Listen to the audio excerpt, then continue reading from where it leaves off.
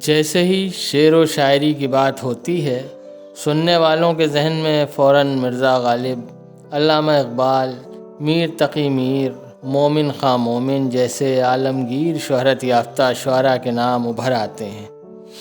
لیکن آپ سے ایک بات کہنا چاہتا ہوں کہ اچھے شاعر صرف مشہور شاعر ہی ہوتے ہیں، ایسا ہرگز نہیں ہے۔ میں آج آپ کو ایک ایسے شاعر سے متعارف کروانے جا رہا ہوں جس کا نام قدسی جائسی تھا۔ قدسی جائسی کو آج آپ بھلے ہی نہیں جانتے، لیکن ایک وقت وہ بھی تھا جب ہندوستان کا کوئی مشاعرہ بغیر قدسی جائسی کے مکمل نہیں ہوتا تھا۔ آپ کا پورا نام سید محمد جعفر تھا۔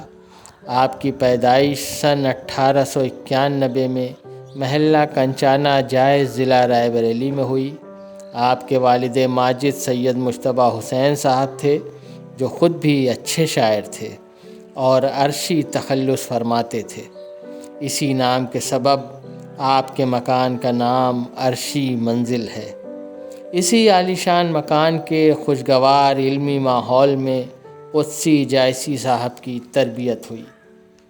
ایک خاص بات یہ بھی ہے کہ عرشی منزل اور مشہور صوفی شاعر ملک محمد جائسی کا مکان ایک دوسرے سے بالکل متصل ہے۔ اس بات سے آپ یہ بھی کہہ سکتے ہیں کہ وہ علاقہ ہی شعر و سخن کے لیے بے حد موزوں تھا۔ جناب قدسی جائسی کو ہر صنف شاعری پر قدرت حاصل تھی۔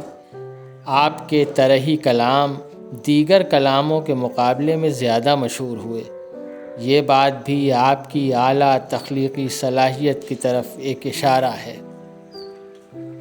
نمونۂ کلام کے طور پر میں ان کی غزل کا ایک شعر سناتا ہوں، جس میں آپ فرماتے ہیں کہ ستم گاران عالم بھی ہمیں بھولے نہیں قدسی، ستم گاران عالم بھی ہمیں بھولے نہیں قدسی، وفا کا نام آتا ہے تو ہم کو یاد کرتے ہیں۔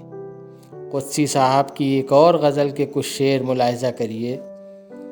نہ گل سے کام، نہ بلبل، نہ بوستاں سے غرض، وہ غنچہ اب ہو جہاں مجھ کو ہے وہاں سے غرض، جہاں ہو تو وہی امیدگاہ ہے میری، نہ اس جہاں سے ہے مطلب نہ اس جہاں سے غرض، کسی کا روئے درخشاں نگاہ شوق میں ہے، قمر سے کام نہ خورشید ذوف شاں سے غرض، کبھی خیال بھی اکثیر کا ہو کیوں قدسی، مجھے ہے خاک درے شاہ انس و جاں سے غرض۔ اپنی ہی ایک اور غزل میں آپ فرماتے ہیں کہ کرتے ہو مجھ کو تیر جفا کا نشانہ کیا، اس کا بھی ڈر نہیں کہ کہے گا زمانہ کیا، دیکھا انہیں بھی ان کی جفائیں بھی دیکھ لیں، دیکھیں اب اس کے بعد دکھائے زمانہ کیا۔ قدسی ہوائے ہجر سے آتی ہے بوئے دوست، بستر لگا ہے آج سرے آستانہ کیا۔ اپنی ایک اور غزل میں آپ فرماتے ہیں اس طرح کا ہوں گنہگار کہ توبہ توبہ، پھر گناہوں پر یہ اصرار کہ توبہ توبہ، میری توبہ شکنی اور میری توبہ پر توبہ بھی کہتی ہے ہر بار کہ توبہ توبہ۔ قدسی جائسی کی بات ہو اور ان کے قصائد کا ذکر نہ ہو، یہ تو غیر ممکن ہے۔ قدسی صاحب کے قصیدوں کی ایک خاص بات یہ تھی کہ آپ کے قصیدوں میں ساقی نامہ واجب طور پر ہوتا تھا۔ اس کے ساتھ ساتھ آپ کے ہر قصیدے کا کوئی ایک شعر اتنا مقبول ہو جاتا تھا کہ وہی شعر اس قصیدے کی شناخت ہو جاتی تھی۔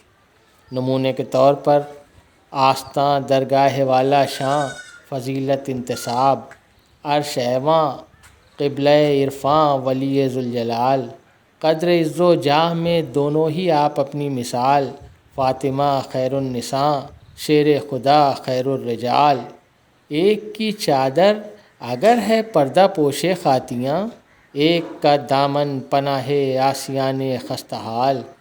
آپ اپنی ایک نظم وجود عدم میں دنیا کی ناپائیداری کی طرف اشارہ کرتے ہوئے فرماتے ہیں کہ جن شہنشاہ کے سکے تھے جمے، ہو گیا پیک اجل ان کا حریف، جو نہ سنتے تھے کسی کا دکھڑا، اب کہیں کس سے وہ اپنی تکلیف، جن سے تھی رونق بزم ہستی، اٹھ گئے ہو کہ وہی زار و نحیف، خاک پر زیر زمیں ہے اکبر، اب کہاں تخت پہ جسم ضعیف، نہ مصاحب ہیں نہ خدام ادب، گوشے قبر میں وحشت ہے ردیف، اب جہاں گیر نہیں، رکھتے ہیں ملک عدم میں تشریف، بہر ارباب نظر اے قدسی، درس عبرت ہے تمہاری تصنیف۔